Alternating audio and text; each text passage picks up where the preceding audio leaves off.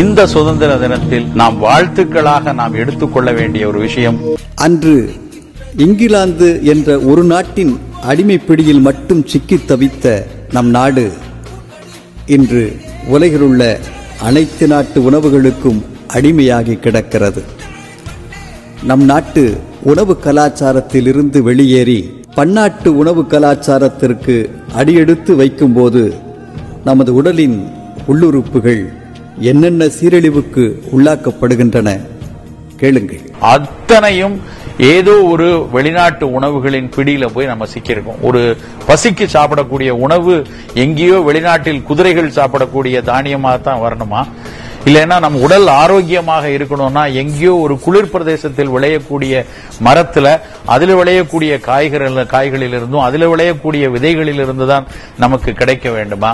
ஒரு சிற்றுண்டியாக குழந்தை பருவத்தில் குதூகலமாக நமக்கு கிடைத்த ஒரு ஆரஞ்சு மிட்டாயும் ஒரு கடலை மிட்டாயும் தராத குதூகலத்தையா வெளிநாட்டிலிருந்து வரக்கூடிய சின்ன சின்ன சிற்றுண்டிகள் நமக்கு உடலுக்கும் மனதுக்கும் ஆரோக்கியத்தையும் குதூகலத்தையும் தரப்போகுது.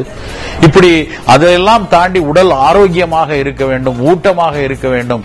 அதற்கு வெளிநாட்டிலிருந்து ஒரு ஊட்ட உணவு வரணும், வெளிநாட்டிலிருந்து ஒரு ஊக்க உணவு வர வேண்டும் என்று ஒவ்வொரு இடத்திலும் நாம் புதிய புதிய உணவுகளுக்காக, ருசிக்காக, இல்லை என்றால் மனதை குதூகலிக்க வைப்பதற்காக, இல்லை என்றால் இதுதான் தரம், இதுதான் ஆரோக்கியம் என்று நினைத்து எத்தனை புதிய வெளிநாட்டு உணவுகளின் பிடியில் சிக்கிக் கொண்டு சிறைப்பட்டு கொண்டு நாம் இருக்கிறோம். புதிய உணவுகள், இந்த புதிய துரித உணவுகள் பக்குவப்படுத்தக்கூடிய விதத்துல, பாதுகாக்கப்படக்கூடிய விதத்துல எவ்வளவு ரசாயனங்கள், இந்த ரசாயனங்களை நம் உடல் சீரணிப்பதற்காக, அவற்றை செரித்து வெளியே தள்ளுவதற்காக உடல் பெறக்கூடிய அழுத்தம், நம் உணவின் சீரண மண்டலம் பெறக்கூடிய அழுத்தம் பல்வேறு நோய்களுக்கு ஒரு வித்திடக்கூடிய ஒரு காலமாக மாறிக்கொண்டிருக்கிறது.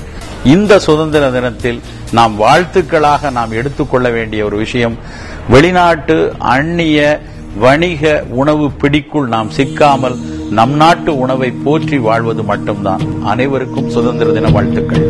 நன்றி.